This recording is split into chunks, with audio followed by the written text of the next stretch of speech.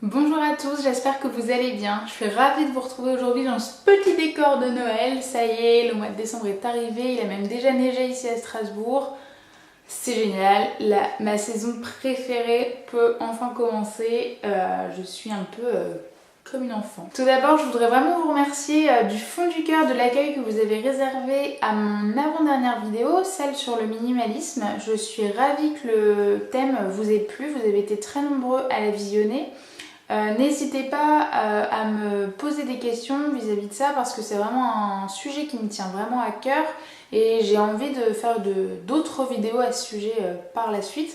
Donc n'hésitez pas à me poser vos questions sous cette vidéo ou même sous la vidéo directement du minimalisme pour que je puisse essayer de traiter un peu toutes les interrogations que vous pouvez avoir sur le sujet. Comme vous avez pu voir le titre de la vidéo, le paradoxe de l'écologie, c'est une question qui me revient en tête assez régulièrement, qui est très paradoxale.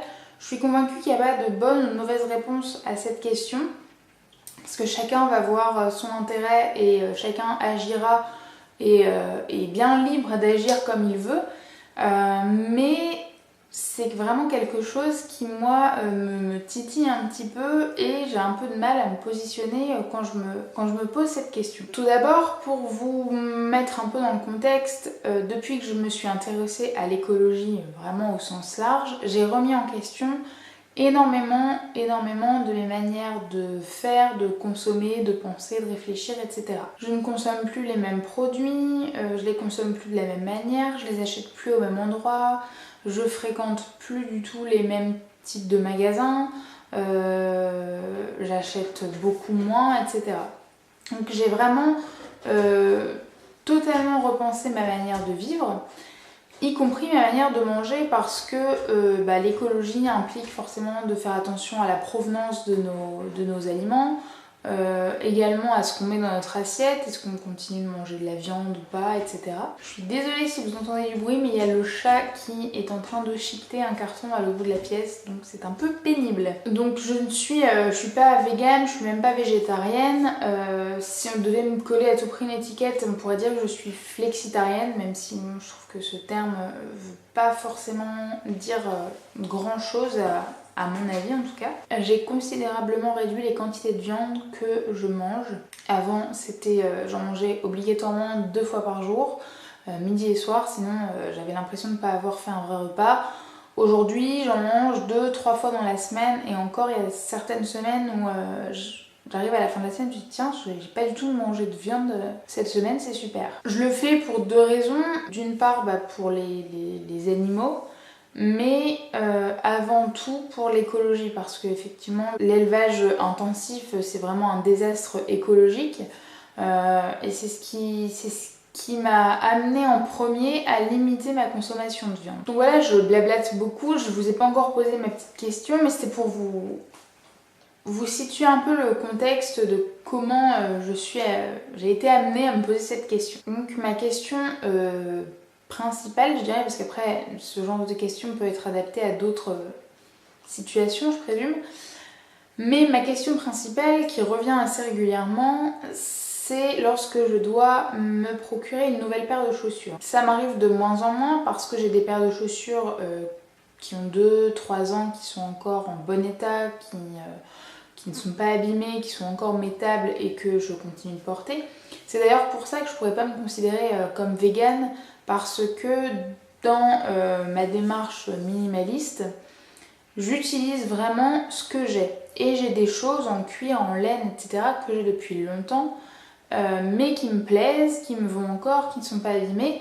Et donc, tout simplement, j'ai envie de garder. Donc, tout simplement, je pourrais pas me coller l'étiquette vegan sur la tronche parce que ce pan-là, en tout cas, ne collerait pas. C'est lorsque je dois m'acheter une nouvelle paire de chaussures parce que, j'en ai besoin, tout simplement. Il y a 2 choix principaux qui s'offrent à nous, c'est s'acheter une paire de chaussures vegan, donc qui n'est pas du tout issue de l'exploitation des animaux, mais en revanche qui dans la très très grande majorité des cas ce sont des chaussures en plastique, en polyuréthane, etc. qui pour le coup ne provient pas de l'exploitation des animaux mais provient de l'exploitation du pétrole. Et ce sont des produits extrêmement polluants et à fabriquer et à recycler et voilà, même quand on incinère du polyuréthane, il y a du cyanure je crois qui se dégage, donc c'est absolument génial. Ou alors acheter des chaussures en cuir, le cuir étant une matière naturelle qui aura la possibilité de se biodégrader par la suite lorsque voilà, les chaussures auront fait leur temps, mais où je sais que voilà, des animaux ont été tués pour réaliser cette paire de chaussures. Donc dans cette question, j'ai vraiment un côté éthique et un côté écologique qui viennent se confronter et j'ai vraiment du mal à y répondre. Évidemment, j'ai bien conscience que si vous êtes végane, votre réponse va être toute trouvée et vous allez forcément privilégier les chaussures véganes, les chaussures qui ne seront pas en cuir et je le comprends tout à fait. Seulement, comme je le disais tout à l'heure, c'est l'écologie qui m'a amenée à diminuer ma consommation de viande. Et même si je suis sensible à la cause animale, j'ai quand même toujours ce côté écologique qui me revient et qui me dit non mais tu peux pas te permettre d'acheter des chaussures en plastique. Ça me semble une aberration, même si par le passé je l'ai fait dans des magasins chinois à 2 balles, des chaussures qui me duraient 2 semaines parce que la qualité était absolument dégueulasse. Aujourd'hui, je conçois pas d'acheter des chaussures en plastique tout simplement. Et du coup, cette réflexion m'a amenée à me dire, à penser que, sachant que la majorité des animaux abattus pour lesquels on récupère le cuir ont été abattus pour leur viande principalement. Et donc j'en viens à me poser la question de me dire est-ce qu'il vaut mieux pas au final utiliser complètement ce pauvre animal. Voilà, on a pris sa viande, on va prendre également sa peau pour en faire un cuir et pour en faire un sac, des chaussures, ce que vous voulez, et qui soit au final il n'est pas mort pour rien puisqu'il aura été utilisé complètement. Alors je me doute aussi que certains vont me dire que des chaussures en cuir végétaux existent, j'en suis consciente. Pour l'instant il existe vraiment assez peu de marques qui le font et les prix sont très élevés en règle générale. Ou alors c'est des marques dont je n'ai pas connaissance, et dans ce cas-là, partagez-moi vos trouvailles, il n'y a aucun souci. Mais voilà, mis à part l'éthique et l'écologie, il y a quand même la dimension financière qui rentre en jeu. Et je peux pas me permettre de m'acheter des chaussures à 300 balles sous prétexte qu'elles sont juste en cuir végétal. Donc personnellement, je suis convaincue que ma chaussure en cuir, surtout qu'aujourd'hui, beaucoup de marques et beaucoup de tanneurs ont pris conscience que le tannage d'il y a quelques années était assez polluant. Ils mettent en place aujourd'hui des techniques de tannage naturelles qui arrêtent d'utiliser du chlore, du plomb et encore je sais plus quels autres métaux qui polluaient les nappes phréatiques, qui rendaient malades les personnes qui faisaient le tannage.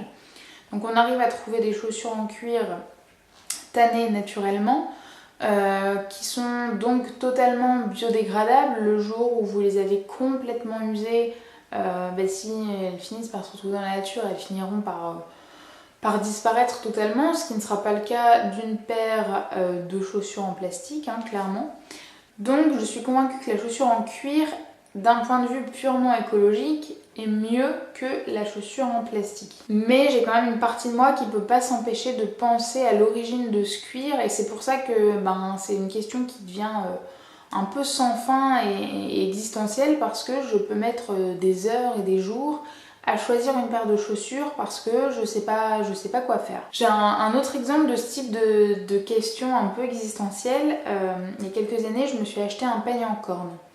Alors là, pour le coup, j'étais pas encore vraiment familiarisée avec le véganisme, etc., la condition animale. J'étais vraiment convaincue que c'était un peigne en corne qu'il me fallait parce que je commençais à m'intéresser au naturel, à prendre soin de mes cheveux différemment. Et je m'étais renseignée, j'avais lu beaucoup d'articles, de blogs, etc. qui préconisaient d'utiliser un peigne en corne. Et donc j'ai trouvé un fabricant de peignes en corne dans le sud-ouest de la France. Et donc cette personne récupérait ses déchets d'abattoir pour en faire des objets en corne, notamment des peignes. Et j'ai trouvé ça super bien parce que c'est vraiment le principe un peu de l'upcycling.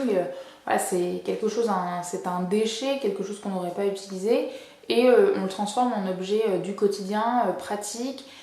Si on l'entretient bien, un peigne en corne, je pense qu'il peut largement durer toute une vie. Donc j'ai trouvé ça génial. Et encore une fois, je me suis dit, mais c'est super parce que la pauvre bête n'est pas morte pour rien. Elle a été tuée pour sa viande, mais on récupère quand même ses cornes pour en faire des objets durables et de qualité. C'est après, quand j'ai commencé à m'intéresser, et que j'ai lu, j'ai vu des vidéos, etc. sur le véganisme, où j'ai vraiment pris conscience de ce que c'était complètement et que utiliser un peigne en corne pour les personnes véganes, c'était totalement impensable, ce que je comprends. Voilà, cette corne aurait été abandonnée, n'aurait pas été utilisée. Est-ce que c'est pas au final rendre justice à cette bête que de l'utiliser complètement? Comme je le disais en début de vidéo, ces questions n'ont pas de véritable réponse parce que les véganes qui vont regarder cette vidéo vont tout de suite de choisir des chaussures qui ne seront pas en cuir et des peignes qui ne seront pas en corne, ce que je comprends et ce que je respecte. Et puis moi, à côté de ça, j'ai vraiment ce côté écolo qui me dit mais non, tu peux pas te permettre d'acheter des peignes en plastique, tu peux pas te permettre d'acheter des chaussures en plastique, c'est vraiment trop polluant, c'est vraiment une catastrophe naturelle également.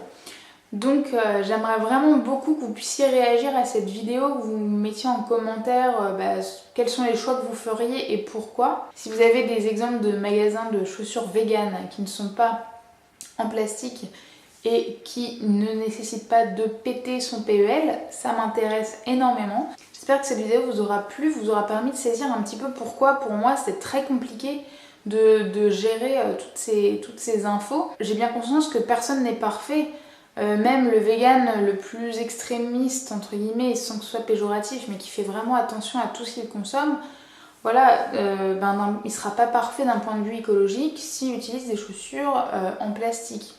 Et moi, qui fais très attention à l'écologie, je continue de manger de la viande, donc je suis loin d'être parfaite également.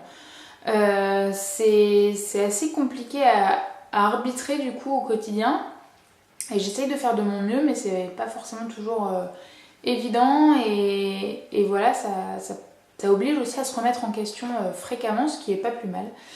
Donc je vous attends vraiment en commentaire pour que vous m'expliquiez vous aussi comment vous faites, et peut-être que ça m'aidera tout simplement à faire des choix à l'avenir. J'espère que cette vidéo vous aura plu, n'hésitez pas à vous abonner si c'est pas encore fait, à la liker, à la partager. Plus on aura de retours et plus ça nous permettra d'alimenter un peu cette discussion. Et je vous dis à très bientôt dans une prochaine vidéo. Bye!